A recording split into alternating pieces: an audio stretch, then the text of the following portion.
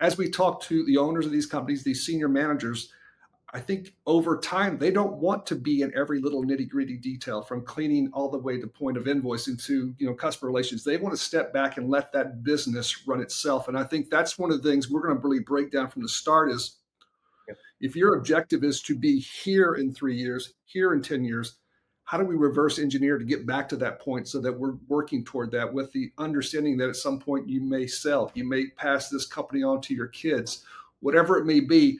Let's look at that end and work our way back so that we're not having to reinvent the wheel 7 years from now when things are really growing nicely for you. We're looking for those who are committed to making a change within their business. It will be uncomfortable. There are growth pains. And like I've mentioned many, many times, right?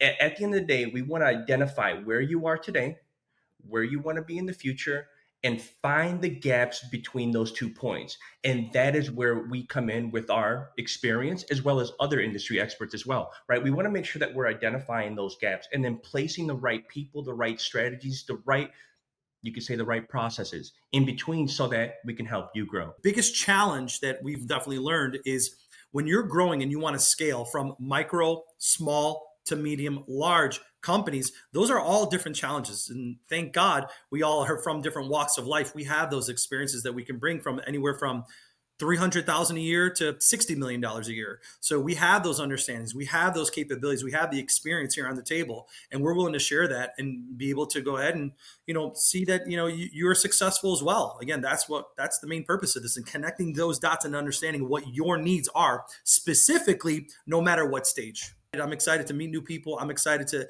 help people make money. I'm excited to also live a financial free or a better life. I think that's one of the goals, is how do I financially work in this business to get myself out of the business to work on the business so that I can be free. That's kind of like everyone's goal, right? I'm super pumped. I'm excited. I'm expectant.